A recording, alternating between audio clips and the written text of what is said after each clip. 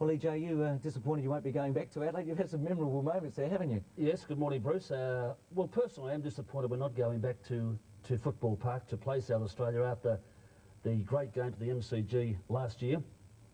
But the decision has been made, and let's face it, they will be promoting football in New South Wales and Hobart. And in actual fact, South Australia are not part of the national competition. So I just think that the decision has been made, and we're going to Sydney to play the game at night. Still a great television game of football.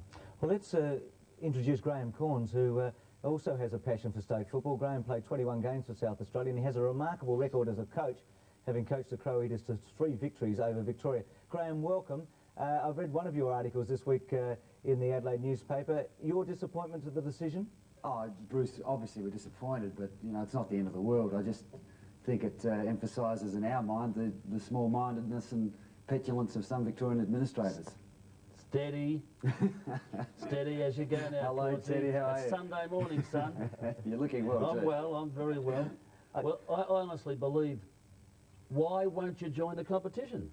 Well, the competition is a farce, Ted. I mean, it really has.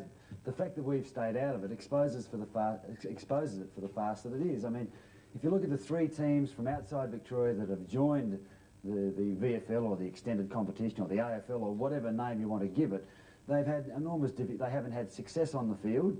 They've had nothing but continuing financial and structural difficulties, and they've almost universally been socially rejected by the states in which they're participating. So why should we join in that situation? And you look at the drama with your club, Footscray, you couldn't take it away from the people. Really, the people have indicated in that what they really want. Yeah, they certainly have, and it should be a great game out there at the Western Oval this afternoon. But the point about us going national is and the Australian Football League is one thing that we must look at for the future. And I believe for South Australia to be part of it, it won't be national competition until that happens, Bruce.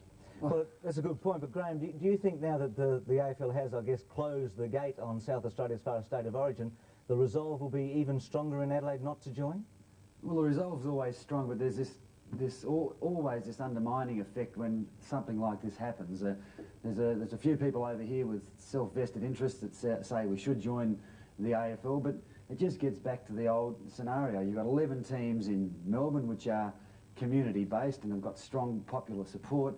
We've got the same over here with our teams here. As soon as we go in as a combined team or as a team in the AFL, we lose and destroy that popular base and the spirit of the community in which football clubs are founded on. What about the money from these matches? Where is it going, Cornsey? Is it going to the retention scheme or not? Well, some of it obviously finds its way into the retention scheme, but it goes we've been told it doesn't. It goes into general revenue, and at the end of the year, the clubs receive a dividend from the league, and of course some of that then finds its way down to the players. But we have our own way of funding that player retention scheme. There's a lot of businesses over here which contributed. There's a percentage of all our gate takings for every home and away game and every finals games which go to fund the retention scheme. There's very little of it from those state of origin games go directly into the player retention scheme. What about that 30,000 crowd at the Port Adelaide Geelong game? Who got that money? Well, that was shared between South Australian National Football League and Port Adelaide. Port Adelaide got off their backside, got hold of Geelong. They wanted to play a strong South Australian team, and it was a great success. So we're actually funding the retention scheme for South Australian players. Yeah, but we paid Geelong's expenses, for heaven's sake. I mean, Corns, are you crook on players coming over here to play? Look, any player who's good enough should seek to play at the highest possible level. There's no doubt about that. Well, I guess what I'm crooked on, we're seeing average players here in South Australia being drafted, going to Victoria and walking into VFL teams, which would never have happened 10 years ago. There are 50 South Australians playing in the AFL this year. Graham, we've got to leave it there. Thanks for your thoughts, and good luck with the Bays this year, Glenelg. Thank you, Bruce. Thanks, Teddy. Good to see you. Pretty easy this morning.